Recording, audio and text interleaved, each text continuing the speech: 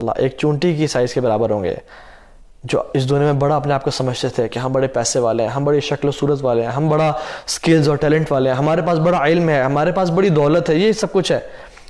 جو تکبر والے تھے نا، قیامت دن یہ چونٹی کے سائز کے برابر ہوں گے کہ لوگ ان کو نوٹس بھی نہیں کریں گے اور ان کے اوپر اپنے قدموں سے چڑھتے جائیں گے اور ان کی چیخ و پکار بھی نہیں سن پائیں گے، اتنے حقیر ہو جائیں گے یہ لوگ. اللہ تعالیٰ فرماتے ہیں وَلَا تَمْشِي فِي الْأَرْضِ مَرَحًا، زمین میں آ کر کے مت چلو، زمین میں متکبر بن کے اور غرور کے ساتھ مت چلو. اِنَّكَ لَن تَخْرِقَ الْأَرْض، تم زمین کو پھاڑ نہیں سکتے ہو، اس میں سوراخ نہیں کر سکتے ہو. وَلَن تَبْلُغَ الْجِبَالَ طُولًا، نہ ہی تم پہاڑوں کے ہائٹ تک پہنچ سکتے ہو. تو آپ زمین میں آ کر کے مت چلو. انسان کو تو سوٹ ہی نہیں کرتا کہ زمین میں وہ آ کر کے چلے، تو ہمیں سوٹ کرتا ہے کہ ہم ہیوملٹی اور ہمبلنس کا زمین میں رہیں.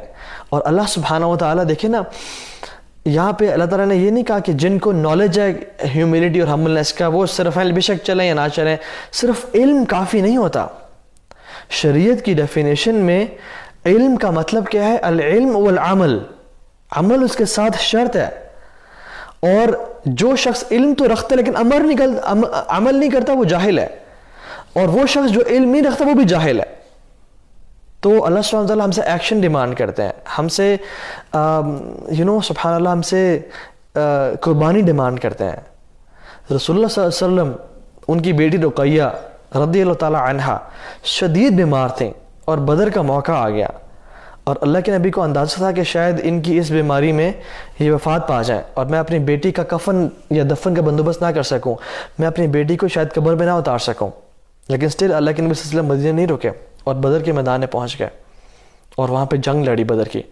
اور جب ایک صحابی جب وہ جیت گئے تو واپس مدینہ آئے خوشخبری لے کے کہ ہم الحمدللہ اللہ تعالیٰ نے مسلمانوں کو فتح نصیب کی ہے. اور جب واپس آئے اور دیکھا کہ بقیع الغرقد میں رش لگا ہوا ہے، اور کہتے ہیں میرا دل ڈوب گیا اور میرا دل پریشان ہو گیا کہ رسول اللہ صلی اللہ علیہ وسلم کی بیٹی رقیہ ان کی وفات ہو گئی ہے اور اللہ کے نبی صلی اللہ علیہ وسلم بدر میں ہے. یہ قربانی دی اللہ کے نبی صلی اللہ علیہ وسلم نے. اور اسی لیے بدر کے دن کو کیا کہتے ہیں؟ A day of great joy and of great sorrow. خوشی کی چیز کی کہ اللہ نے بدر میں مسلمانوں کو فتح دی، پہلی فتح اسلام کی.